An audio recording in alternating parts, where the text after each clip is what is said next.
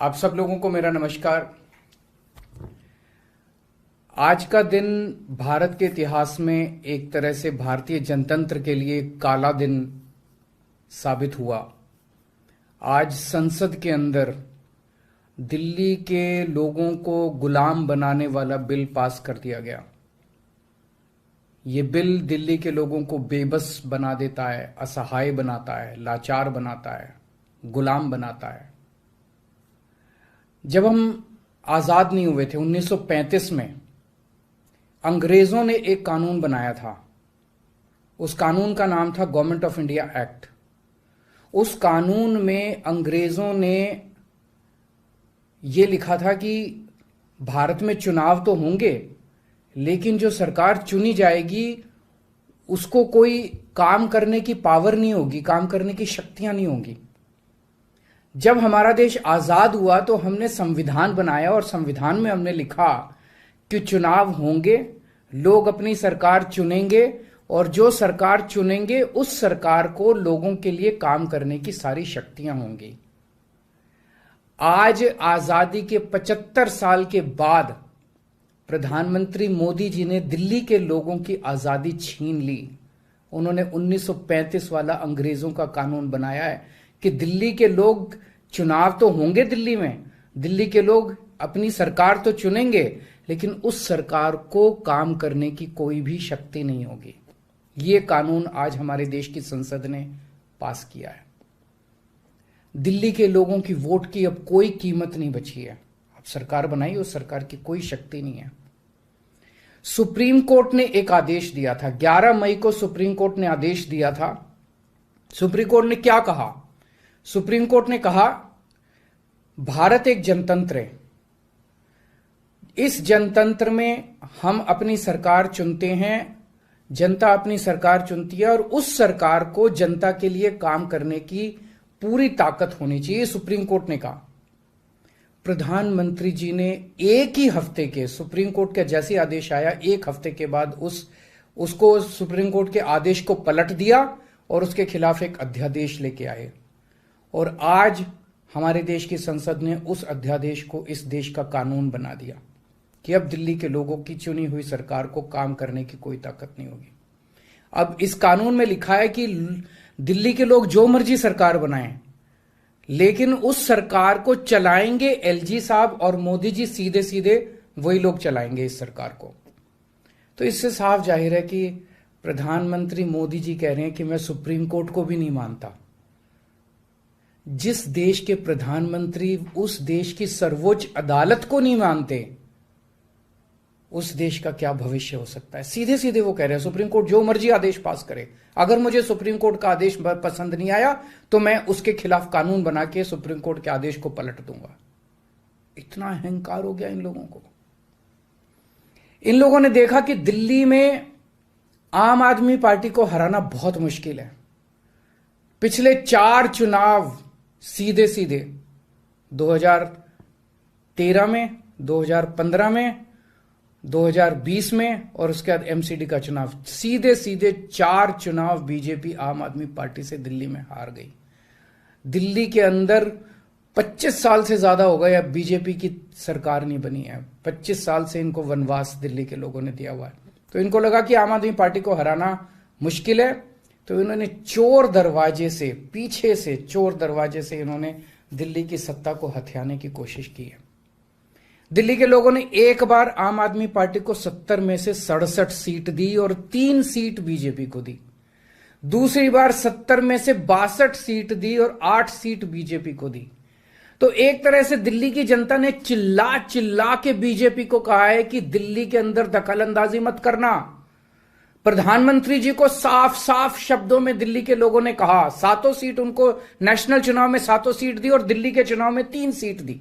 तो मोदी जी को साफ साफ दिल्ली की जनता ने कहा कि दिल्ली के काम में दखलंदाजी मत करना, आप देश संभालो। लेकिन मोदी जी कहते हैं मैं जनता की बात नहीं मानता। इतना अहंकार हो गया, ना जनता को की बात मानते, ना सुप्रीम कोर्ट की बात मानते। और आपको पता है इस कानून में क्या लिखा है, जो कानून आज पास किया है? इस कानून में लिखा है कि दिल्ली के ऊपर से नीचे A category, B category, C category, D category, जितने दिल्ली सरकार के कर्मचारी हैं, उन सारे कर्मचारियों को के बारे में सारी पॉलिसी केंद्र सरकार बनाएगी। उनकी ट्रांसफर पॉलिसी, कौन अधिकारी, कौन चपरासी क्या काम करेगा, ये देश के प्रधानमंत्री बैठ के दिल्ली सरकार का कौन सा चपरासी क्या काम करेगा, कौन सा चपरासी फाइल उठाएगा, कौन सा चपरासी चाय पिलाएगा, कौन सा चपरासी खाना, ये काम रहेगा प्रधानमंत्री जी को। इसके लिए प्रधानमंत्री बनाया था देश का कि आप दिल्ली के चपरासियों की ट्रांसफर पॉलिसी बनाओगे बैठ के प्रधानमंत्री बनके।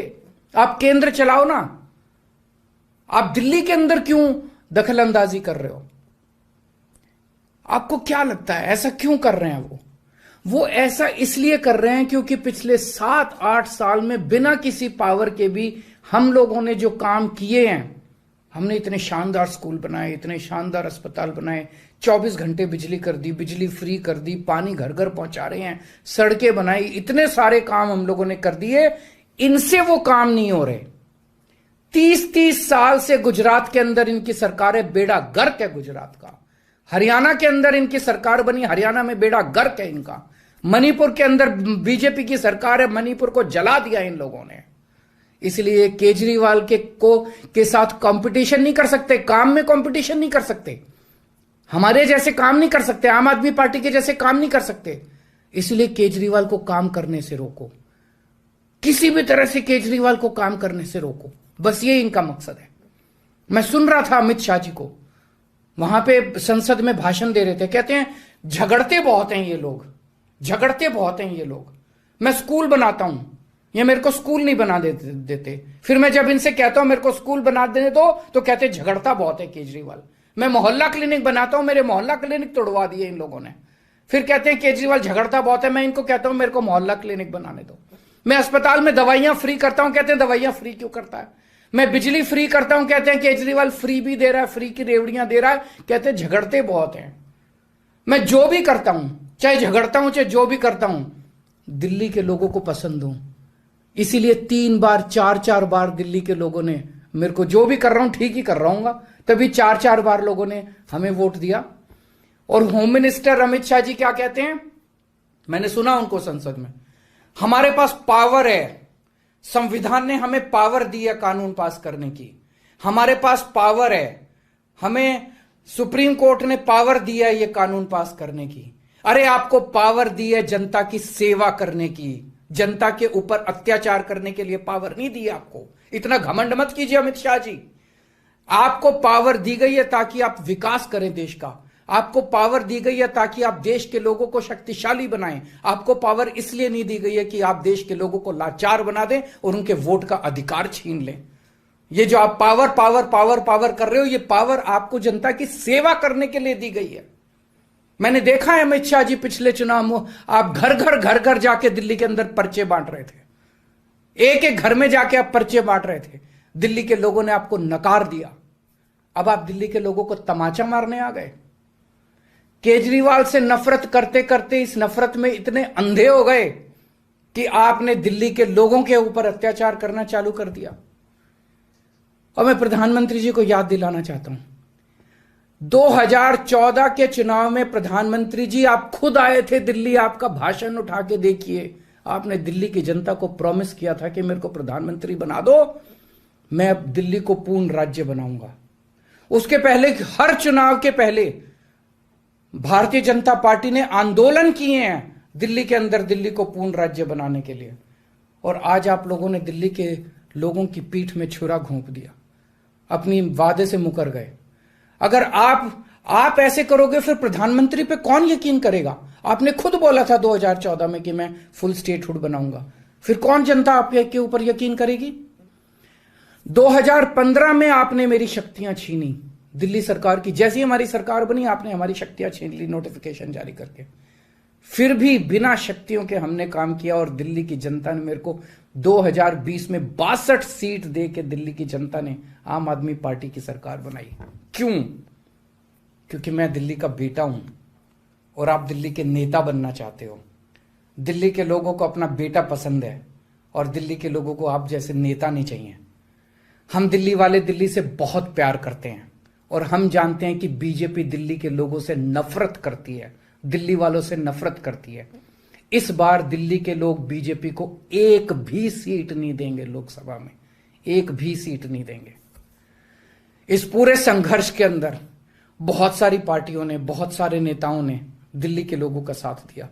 उन सब नेताओं को और उन सब पार्टियों को मैं तहे दिल से दिल्ली के 2 करोड़ लोगों की तरफ से शुक्रिया अदा करता हूं, धन्यवाद बोलता हूं।